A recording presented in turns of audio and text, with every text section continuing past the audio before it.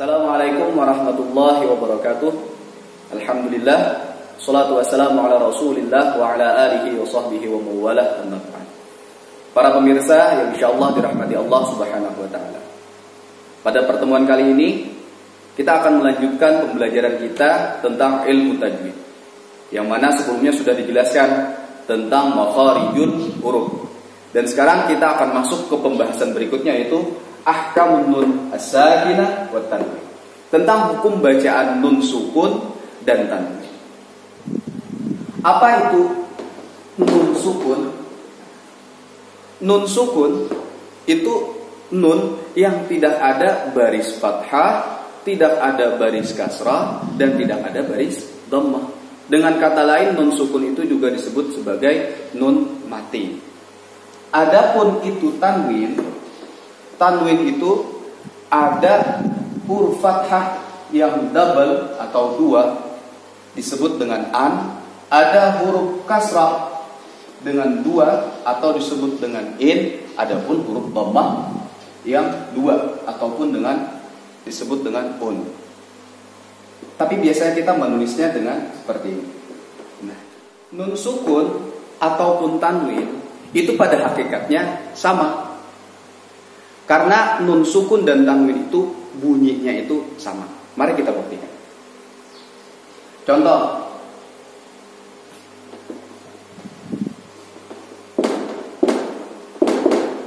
bintun, maka dibaca menjadi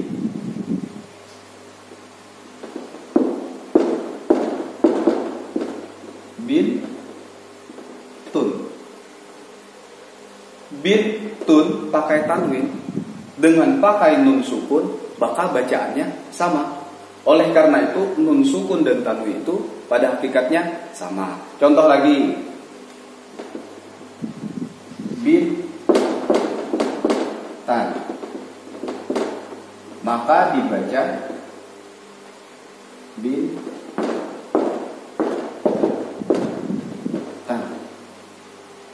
Bintan dibaca juga sama, bintan.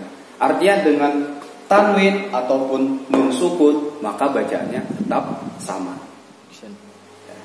Nun sukun ataupun tanwin apabila bertemu dengan huruf hijaiyah ataupun huruf Al-Quran, maka yang terjadi ada 4 hukum bacaan.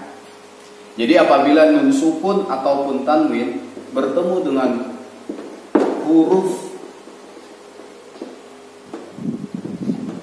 hijaiyah, itu ada 4 hukum bacaan. Ada yang pertama, yaitu izhar. Izhar artinya jelas. Jadi bacaan nun sukun ataupun tanwin itu harus jelas. Ada pula idgham. Idgham ini memasukkan bunyi nun sukun ataupun tanwin kepada huruf berikutnya. Ada juga iqlab.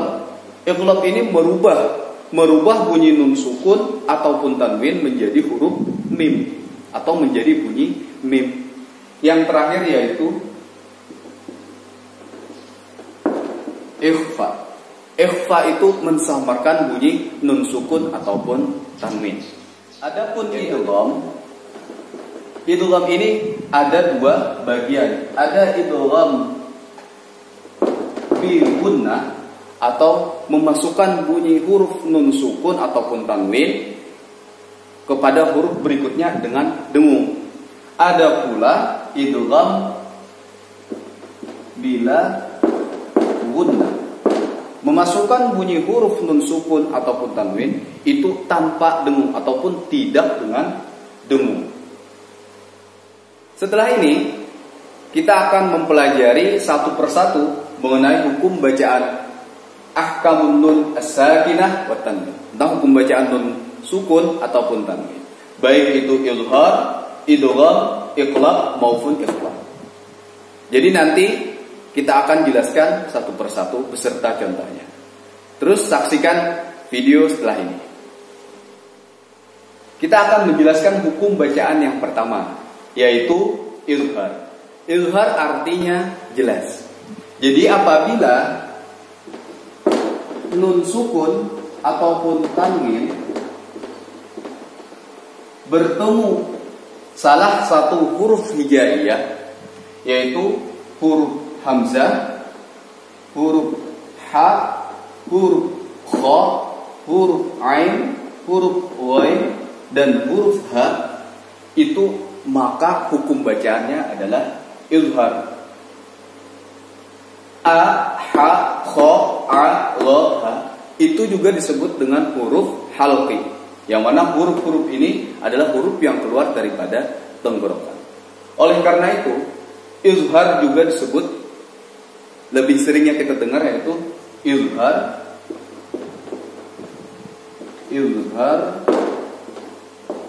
halqi,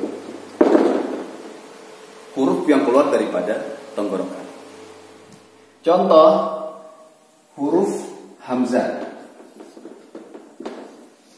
Man, aman. Nun mati bertemu alif ataupun hamzah, itu nun sukunnya harus dibaca dengan jelas. Man aman. Man aman. Contoh lagi yang menggunakan tanwin. Wajannatin,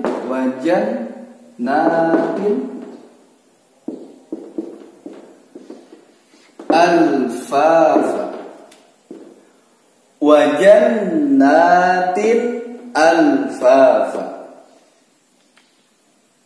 Tanwin bertemu alif ataupun hamzah, tanwinnya pun harus dibaca dengan jelas. Wajannatin alfafa. Jadi membaca huruf izhar, nun sukunnya itu jangan terlalu kaku. Contoh kaku tuh gimana? Man aman, itu terlalu kaku. Jadi untuk membacanya kita rileks, santai. Man aman. Wajannatin alfafa. Jangan wajannatin alfafa. Nah, itu tanwinnya itu jadi dengung. Artinya bukan izhar lagi. Izhar itu tanwin maupun nunnya harus jelas. Contoh berikutnya, kita ambil lagi salah satu huruf daripada izhar, yaitu huruf ha.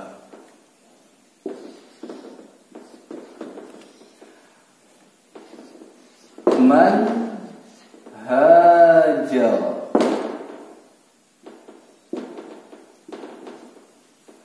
Man hajara.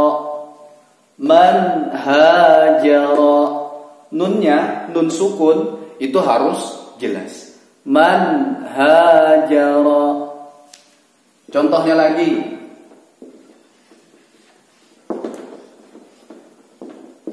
Salamun hiya.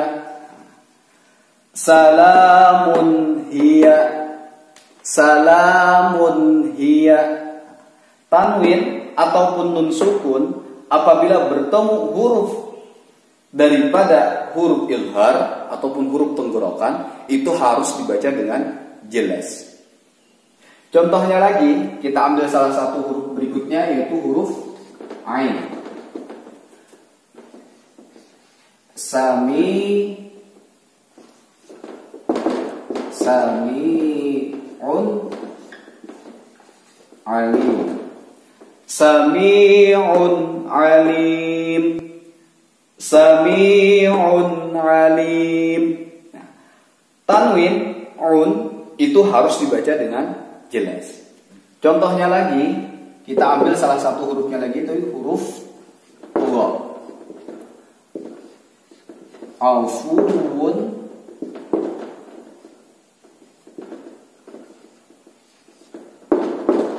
ghafur.